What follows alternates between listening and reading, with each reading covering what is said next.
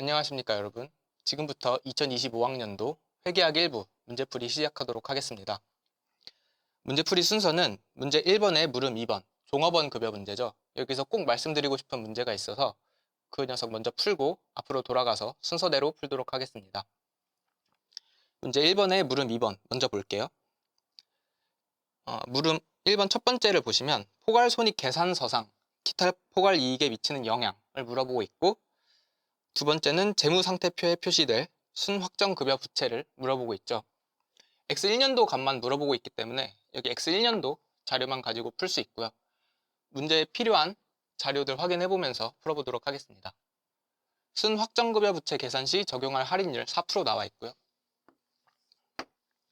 이거 외에는 지금은 필요한 자료가 없죠.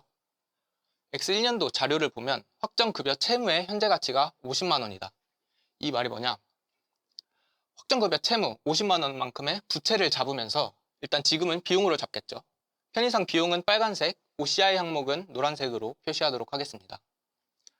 그 다음에 사회적립자산의 공정가치는 60만 원이다. 이게 무슨 말이냐면 대변에 현금 60만 원 나가고 이 60만 원어치를 사외, 회사 바깥에 자산으로 적립을 해둔다는 소리입니다.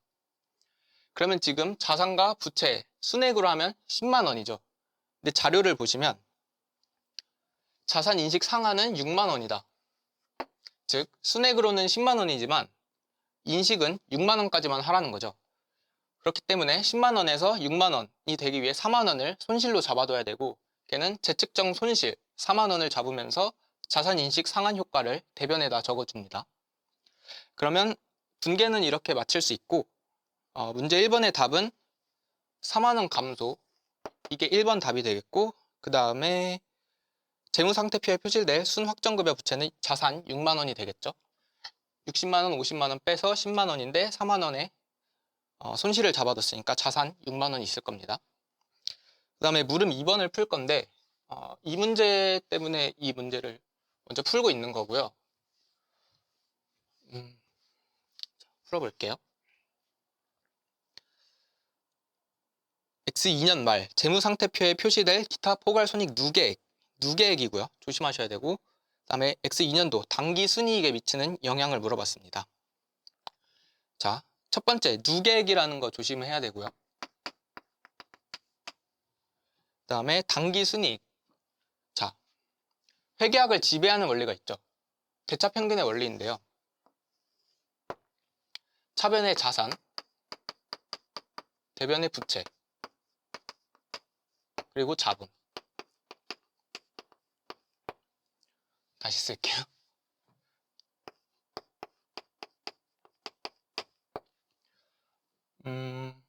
자, 저희 시험 같은 경우에는 자본의 값을 물어보는 경우가 많죠. 이 자본을 구할 때 두 가지의 방법으로 크게 구할 수 있는데, 첫 번째, 그냥 자본을 직접 구하는 겁니다. 뭐 감가상각비가 얼마인지, 뭐 이자 수익이 얼마인지 등을 하나하나 구해서 합치는 방법이 있는데, 공부를 하실 때 아니면 뭐 토론을 하시거나 할 때도 어떤 개념의 정의를 이해하시는 게 도움이 될 때가 많습니다. 이 자본의 개념이 뭔가요? 자본은 기업의 전체 자산에서 기업의 전체 부채를 차감한 잔여 지분, 즉 자본을 직접 측정하는 게 아니라 잔여 지분 간접적으로 측정하는 게 원칙이라는 소리입니다. 그러니까 자산에서 부채 이 변동을 확인을 해보면 자본의 변동을 자연스럽게 알 수 있다는 거죠. 그게 대차평균 원리의 정의이고요. 그래서 문제의 적용을 어떻게 하냐. 자, X2년 변동값을 한번 볼게요.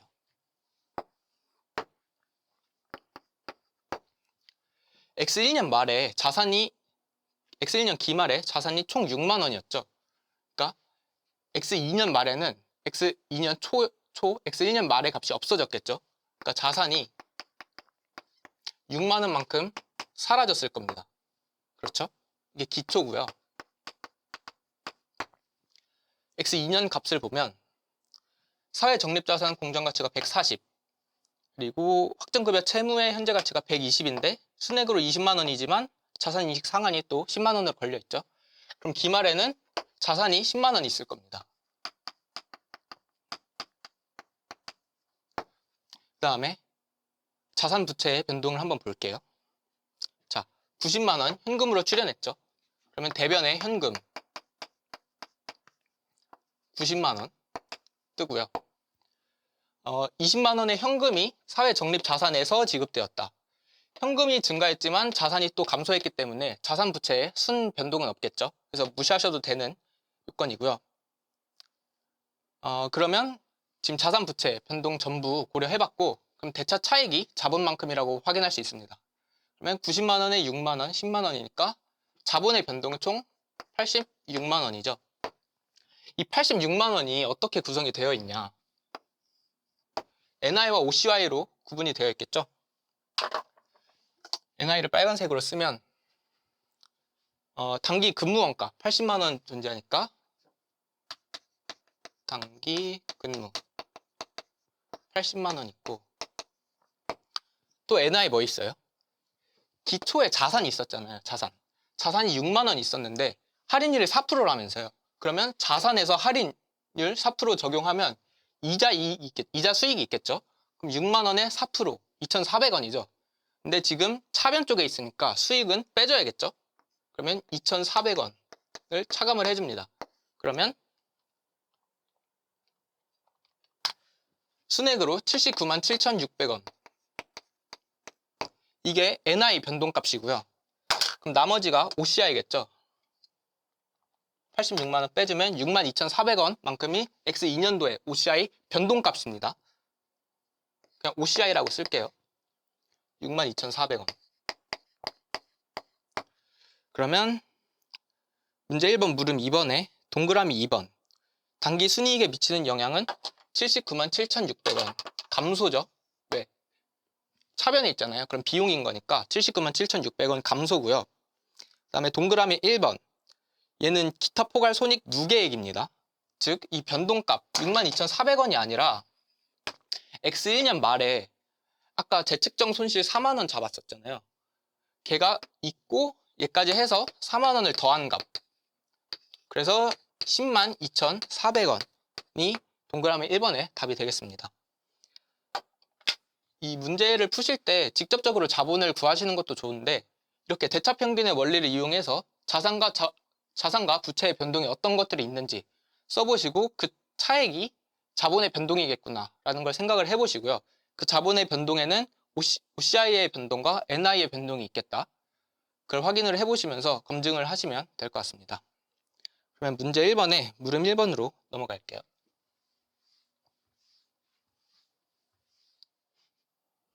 문제 볼게요. 문제 보시면 첫 번째 기본 주당, 계속 영업이익, 기본 주당 이익 두 개 물어보고 있고, 그 다음 문제로 희석 주당, 계속 영업이익과 희석 주당 이익 물어보고 있습니다. 얘네를 구하려면 일단 가중평균 유통 보통 주식 수가 계산이 되어야겠죠. 자료 볼게요. 기초에 15만 주가 유통이 되고 있네요. 그러면 기초에 1월 1일 15만 주. 그 다음에 평균 시장 가격은 1,200원이네요. 그 다음에 4월 1일 유상증자 30% 했는데 쉽게 공정가치 발행으로 나왔죠.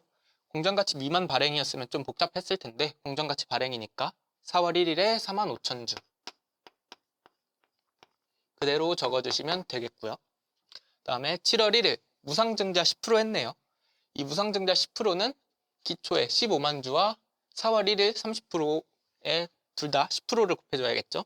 그러면 15,000주, 여기는 4,500주 적어주시면 되겠고, 자기 주식을 취득했네요. 그러면 시장에 유통되고 있는 건 줄어들겠죠. 그러니까 부호 바꿔서 6,375주. 날짜는 9월 1일. 6,375주가 있고요. 그 다음에 자기 주식 소각 1,375주가 있는데 얘는 가중평균 유통보통 주식수의 영향을 안 주죠. 왜 안 줘요? 9월 1일에 이미 자기 주식 취득하면서 차감을 해줬잖아요. 이미 차감을 했는데 소각한다고 해서 또 차감을 하면 두 번 차감을 하게 되는 거니까 소각은 그냥 무시하면 되시는 자료고요. 그러면 계산을 해볼게요. 1월 1일 16만 5천은 12분의 12니까 메모리 플러스, 그리고 45,000과 4,500은 4월 1일이니까 9개월이죠. 곱하기 9 나누기 12 메모리 플러스, 그 다음에 9월 1일 6,375는 4개월이죠. 곱하기 4 나누기 12 메모리 마이너스 MR 하면 20만 주 나오고요.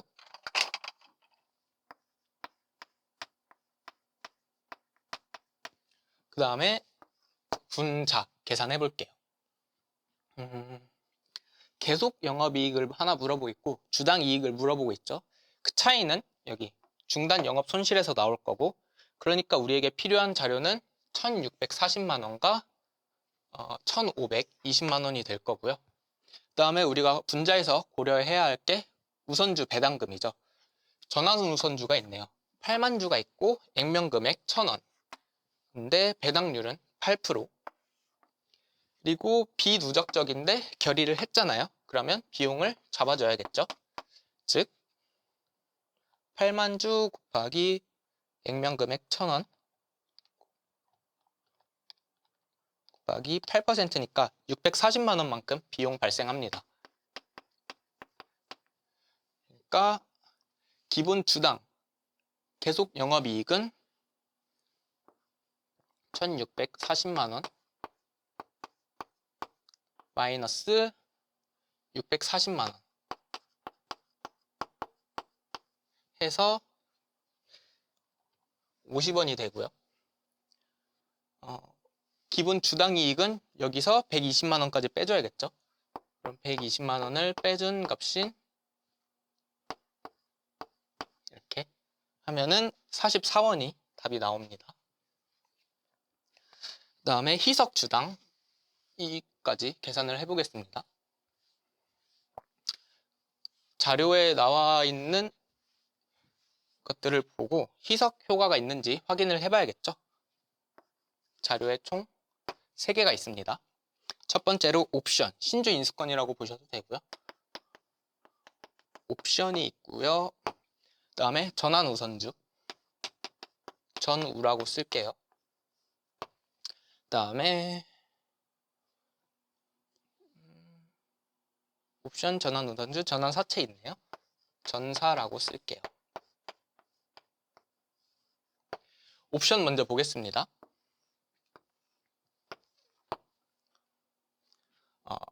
옵션 10만 개고 옵션 1개당 보통주 1주를 발행하네요. 그러면 평균 시장 가격이 1,200원, 근데 행사 가격이 600원. 즉 기초에 10만 개 행사할 수 있었는데 10만 개 행사할 수 있었는데 이 중에서 평균 시장 가격은 1,200원이고 행사 가격이 600원이라고 했으니까 계산해주면 5만 주가 되겠네요. 분모는.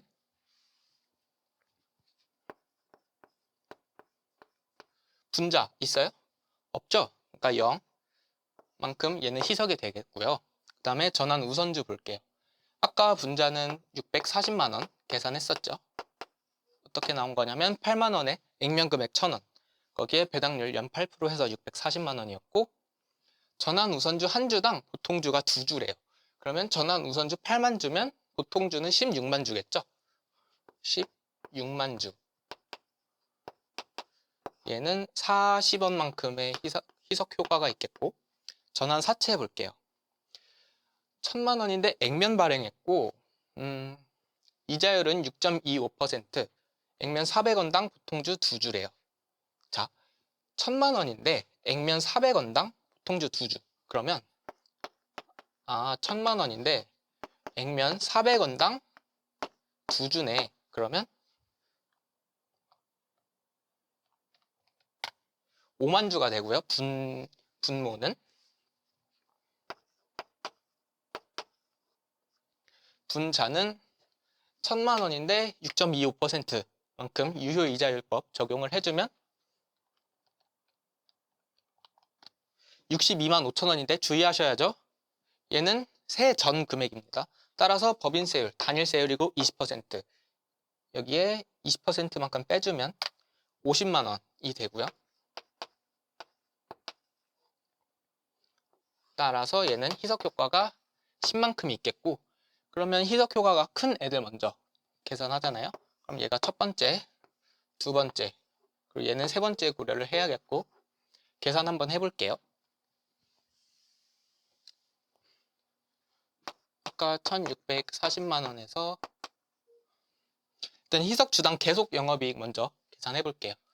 그러면 여기에 일단 플러스 5만 원, 5만 주, 그리고 0을 때리면 1640만 원을 25만으로 나누면 65만큼, 다시 할게요. 1640만 원을 25만으로 나눠주면, 죄송합니다.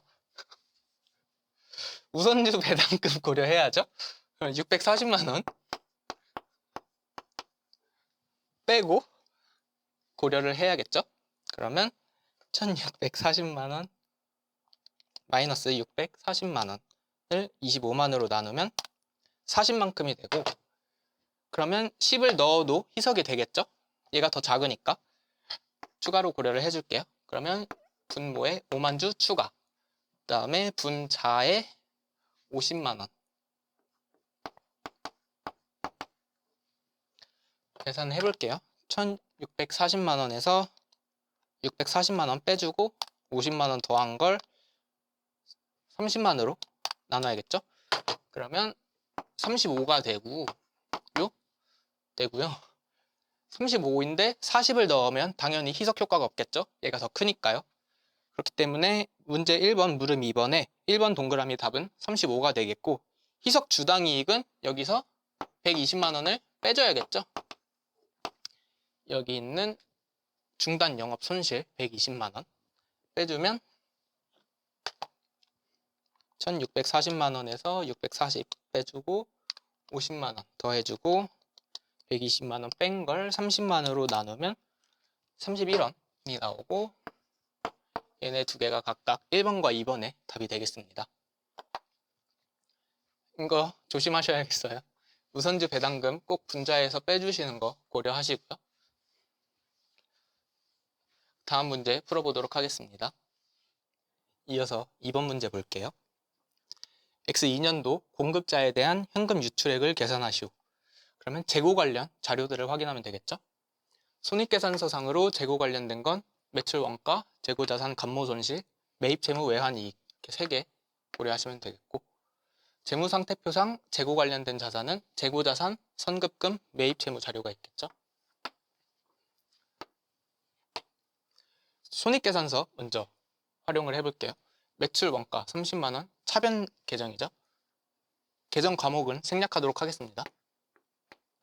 30만 원. 재고자산 감모 손실 역시 비용이니까 차변 계정 4만 원.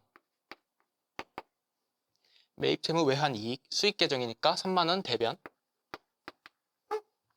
재고자산 주의하실 게 기초가 오른쪽에 있으니까 오른쪽에서 왼쪽으로 활용을 해주시고, 10만 원에서 5만 원 됐으니까 5만 원 감소. 자산의 감소는 대변. 대변에 5만 원. 선급금 미리 준 돈이죠. 자산이고 만원 증가했습니다. 자산의 증가는 차변. 매입 채무 부채 계정이죠. 20만 원에서 27만 원, 7만 원 증가했고 대변 부채의 증가는 대변이니까 7만 원. 대차 차익 계산해주면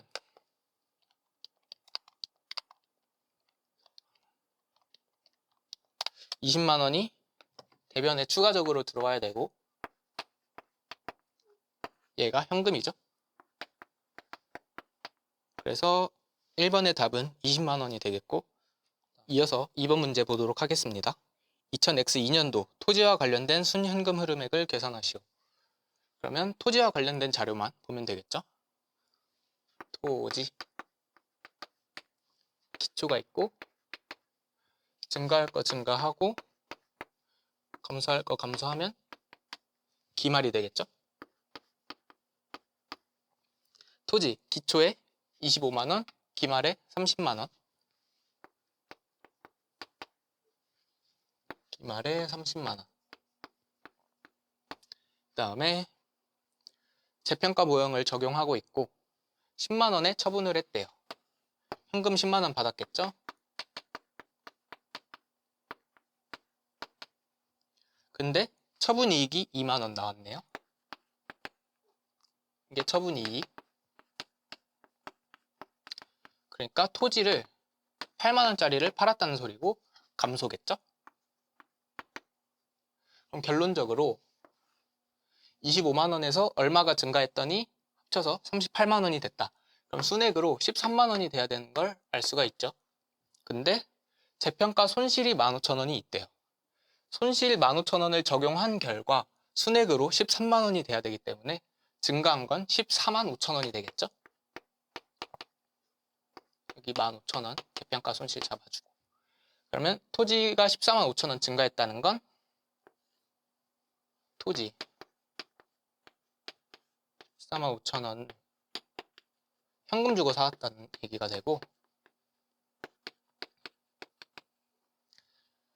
토지와 관련된 순현금 흐름액은 10만 원 증가했지만 14만 5천 원 감소했으니까 순현금 흐름액은 4만 5천 원 감소가 정답이 되겠고요.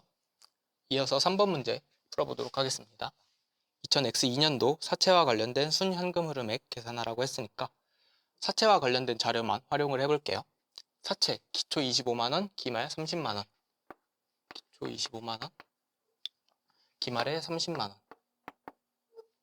그리고 사할차 기초에 5만 원, 기말에 3만 5천 원이죠. 사할차는 사채와 부호를 반대로 적어주셔야 합니다. 그 다음에 사채 상한 손실이 8,000원이 있네요.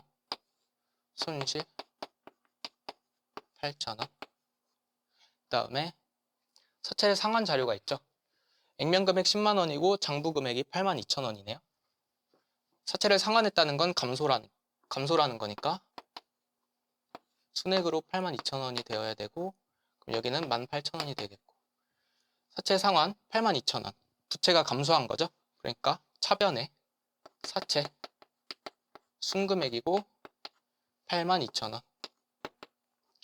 즉 현금을 9만 원을 주고 8만 2천 원짜리를 상환한 거니까 손실 8천 원이 뜬 거고요. 그 다음에 사할차에 대한 상각이자가 12,000원이 있으니까 상각 12,000원 적어주시면 25만 원에서 얼마 증가해서 10만 원 빼면 30만 원 돼야 되니까 여기는 15만 원이 되고요. 여기는 마이너스 15,000원이 되겠죠. 그러면 순액으로 13만 5천 원이 증가한 거죠. 즉 현금 13만 5천 원을 받고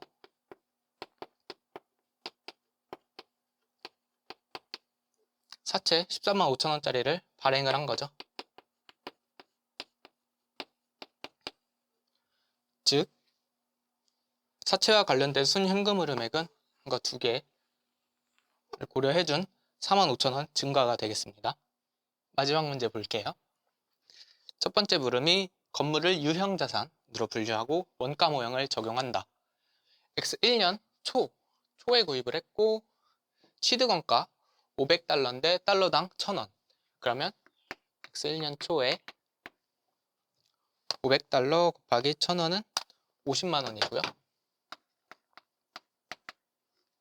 X1년 말에 감가상각을 해줘야겠죠? 내용연수 5년이고 잔존가치 제로, 그리고 정액법이니까 50만 원 마이너스 0을 5년으로 나눠주니까 마이너스 10만 원이 되겠죠? 그러면 X1년 말 40만 원까지 내려오고요. 그러면 X1년도에 인식할 감가상각비는 10만 원 나오고요. 물음 2번, 유형자산으로 분류하고 재평가 모형을 적용을 한대요. 그러면 똑같이 감가상각비는 적용을 해주고 40만 원에서 재평가를 할 텐데 X1년 말의 값을 보시면 달러당 1,100원을 600달러까지 올려줘야겠죠? 공정가치로. 그러면 1,100원에 600이면 66만 원. 그럼 재평가를 해줄 테고 차이 26만 원만큼을 OCI로 잡겠죠? 26만 원. 증가와 감소를 표시해야 되니까 26만 원 증가라고 답을 해주시면 되겠고, 3번 물음 보시면 건물을 투자부동산으로 분류를 한다. 투자부동산으로 분류를 하고 공정가치 모형을 적용을 한대요. 그러면 감가상각 합니까 안 합니까? 안 하죠? 그러면 그냥 50만 원에서 66만 원까지 감가상각 안 하고 평가만 해주면 16만 원만큼 올라가겠죠? 때문에 정답은 16만 원 증가가 되겠습니다. 네, 이렇게 오늘 2차 기출문제를 다 풀어봤는데 다른 사람들이 난이도가 어떻든 쉬웠니 어려웠느니 할 텐데 너무 영향받지 마시고 일단은 지금 푹 쉬시고 회복하는 시간 가지셨으면 좋겠습니다. 네, 마칠게요.